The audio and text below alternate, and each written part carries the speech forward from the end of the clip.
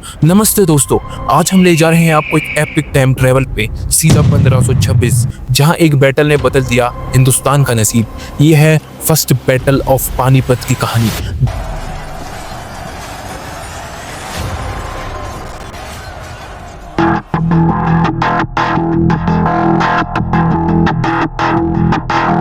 जहां एक छोटा सा वॉरियर, एक पोइट और एक विजनरी पावर ने अपने 10,000 जवानों के साथ एक मैसिव अफगान एम्पायर को धूल चटा दी।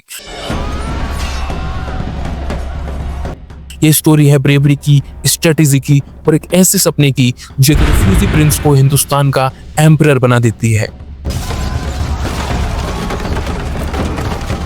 30 years the Roman तो शुरू करते हैं 16वीं सेंचुरी की दिल्ली से, जहां लोदी डायनेस्टी का रूल था। सुल्तान इब्राहिम लोदी एक अफगान रूलर बैठा था तख्ते दिल्ली पे। लेकिन ये कोई हैप्पी किंगडम नहीं था दोस्तों। इब्राहिम था एक सस्पिशियस और ट्रेनिकल रूलर। उसे लगता था हर कोई उसके अगेंस्ट कॉन्स्पिरेसी कर रहा है। नोबल्स, गवर्नर्स, इवन उसके अपने फैमिली मेंबर्स भी। अपने नोबल्स को कंट्रोल करने के चक्कर में उसने उन्हें इतना परेशान किया कि एम्पायर के अंदर ही क्रैक्स आने लगे।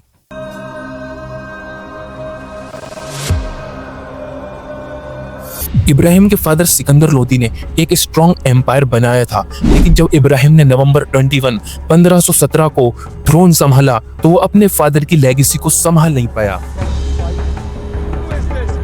नोवेल्स में डिसकंटेंट बढ़ता गया। पंजाब का गवर्नर दौलत खान लोदी और इब्राहिम का चाचा आलम खान लोदी दोनों इतने फ्रस्ट्रेट हो गए कि उन्होंने डिसाइड किया अब बस बहुत हुआ।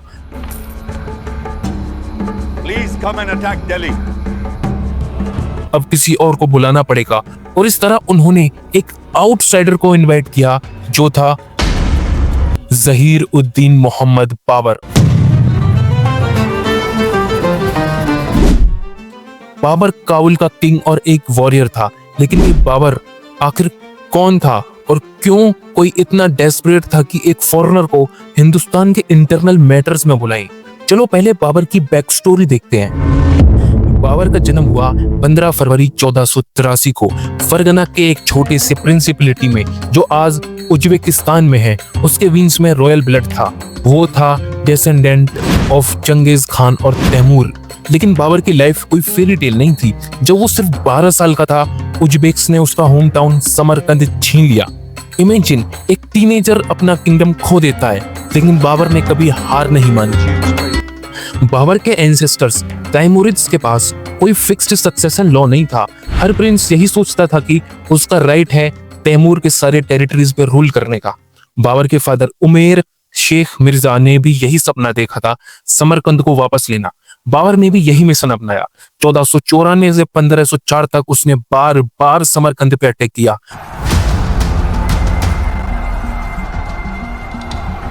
दो बार 1497 और 1501 में उसने कुछ शहरों को कैप्चर भी कर लिया था, लेकिन हर बार उज्बेक्स का लीडर मोहम्मद शैबानी खान ने उसे हरा दिया। 1501 में सरेपोल की बैटल में बाबर को इतनी बुरी हार मिली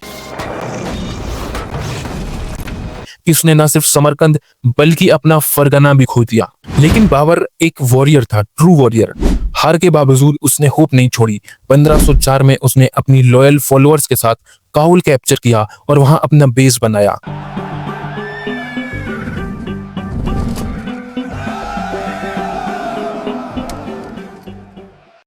ये था उसकी पहली बड़ी जीत। काबुल से उसने अपने एम्पायर को स्टेबलाइज किया, लेकिन उसका दिल अभी भी समरकंद के लिए तड़पता था। 1511 में उसने एक और अटेम्प्ट किया, लेकिन जब वह इस बार भी हार गया तो बाबर ने डिसाइड किया अब नया टारगेट चाहिए, और उसकी नजर पड़ी हिंदुस्तान पे, जहां अनइमेजिनेबल बेल्ट और अपॉर्चुनिटीज थी।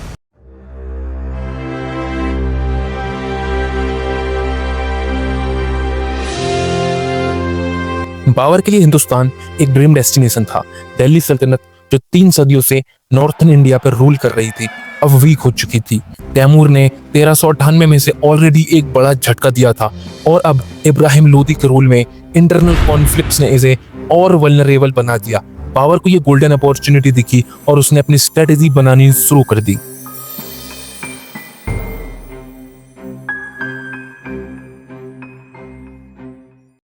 बाबर ने अपनी फर्स्ट रेड इंडिया में 1519 में करी, जब उसने पंजाब पे अटैक किया। ये रीजन तब इब्राहिम लोदी के कंट्रोल में था, लेकिन पंजाब के गवर्नर दौलत खान लोदी इब्राहिम से खुश नहीं था। दौलत खान चाहता था कि अपनी ऑटोनॉमी, लेकिन इब्राहिम उसे कंट्रोल करना चाहता था। इससे फ्रस्ट्रेटेड होके दौलत खान ने बाबर को बुलाया। 1524 बाबर ने पंजाब में 3 और रेड्स करे, लेकिन हर बार लोकल पॉलिटिक्स और राइवलरीज ने उसे रोका। कभी अलाइज बिट्रे करते, कभी लॉजिस्टिक्स इश्यूज आते, लेकिन बाबर ने हर फेलियर से सीखा। 1522 में उसने कंधार कैप्चर किया, जो था एक स्ट्रेटेजिक स्ट्रॉन्ग होल्ड, और इससे उसका कॉन्फिडेंस बढ़ा। जब 1525 में दौलत खान और आलम खान ने उसे फाइनल इन्विटेशन भेजा, बाबर ने कहा अब या नेवर। उसने अपनी छोटी सी आर्मी, सिर्फ 10,000 जवान को तैयार किया। ये आर्मी बड़ी नहीं थी दोस्तों, लेकिन बाबर ने इन्हें बहुत अच्छे से ट्रेन करा था। बाबर की बिगेस्ट एडवांटेज थी गन पाउडर वेपन्स। ये उस टाइम हिंदुस्तान में रेयर थे।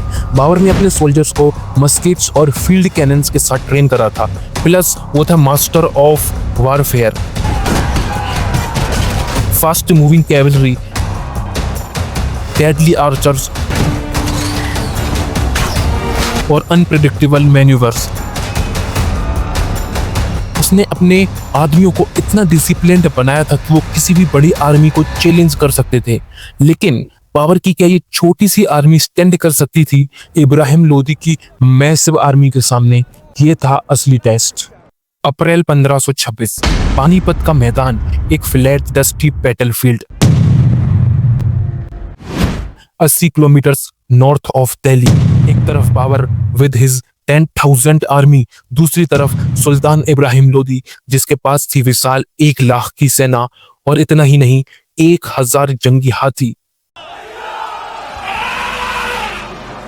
नंबर्स तो क्लियरली इब्राहिम लोदी के फेवर में थे, लेकिन बाबर था एक टैक्टिकल वॉरियर। उसने सोचा अगर ये बैटल जीतना है तो ब्रेन्स ओवर ब्रोन चाहिए। बाबर ने एक ब्रिलियंट प्लान बनाया जो इंस्पायर्ड था उसके सेंट्रल एशियन रूट से।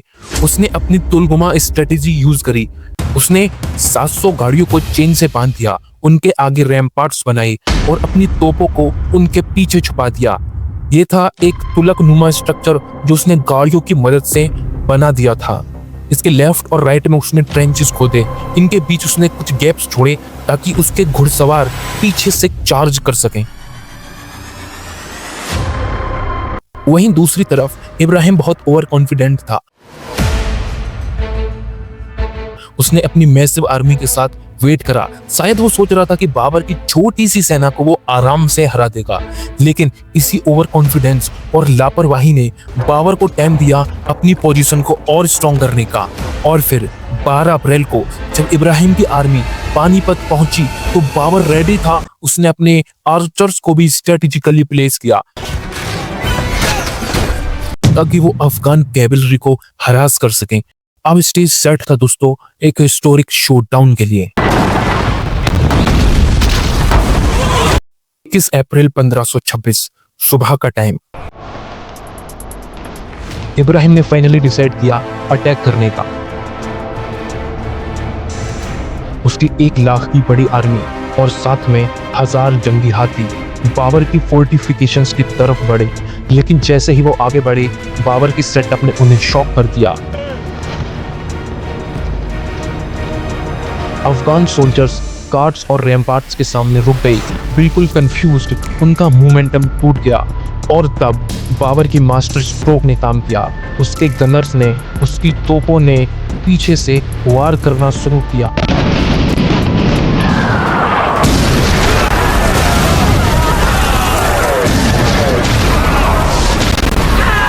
ये गन पाउडर वेपन्स का हिंदुस्तान में पहली बार इतना मेजर यूज था और इसने अफगान आर्मी में पैनिक क्रिएट कर दिया। यहाँ तक कि उनके हाथी जो नॉर्मली दुश्मनों को कुचलते थे अब तोपों की आवाज से इतना पैनिक हो गए कि अपने ही सोल्जर्स को कुचलने लगे। बाबर की कैवलरी ने गैप्स में से चार्ज करना शुरू करा और अफगान्स की आर्मी यानी इब्राहिम लोदी की आर्मी चारों तरफ से फंस चुकी थी। इब्राहिम की सेना जो बस एक डिसऑर्गेनाइज्ड भीड़ थी और कंप्लीटली ट्रैप हो चुकी थी, ना आगे जा सकती थी ना पीछे। बाबर के आर्चर्स और तोपचियों ने उन पर धुआंधार अपना वार करना शुरू कर दिया। तीर और गोलियों की बारिशें कर दी।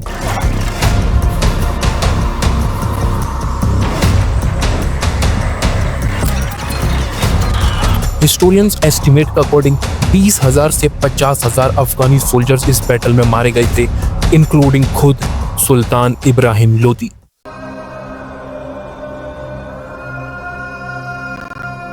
बाबर के लॉसेस का एग्जैक्ट नंबर नहीं पता, लेकिन वो डेफिनेटली बहुत कम थे। ये जो एक बैटल थी, देखते ही देखते एक वन साइडेड मैस्केयर में बदल चुकी थी।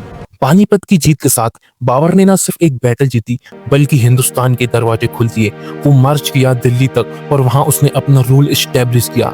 ये था मुगल एम्पायर का फाउंडेशन, जो अगले 3 सदियों तक इंडिया पे डोमिनेट करेगा। बाबर जो कभी एक रिफ्यूजी प्रिंस था, अब बन गया था हिंदुस्तान का पहला मुगल बादशाह। तो दोस्तों, ये थी फर्स्ट बैटल ऑफ पानीपत की पूरी कहानी। एक बैटल जो सिर्फ एक मिलिट्री विक्ट्री नहीं थी, बल्कि एक नए एरा की शुरुआत थी। बाबर ने प्रूव किया कि नंबर्स मैटर नहीं करते। जब आपके पास एक स्ट्रेटेजी हो, करेज हो और बर्निंग पैशन हो, तो आप कुछ भी कर सकते हो।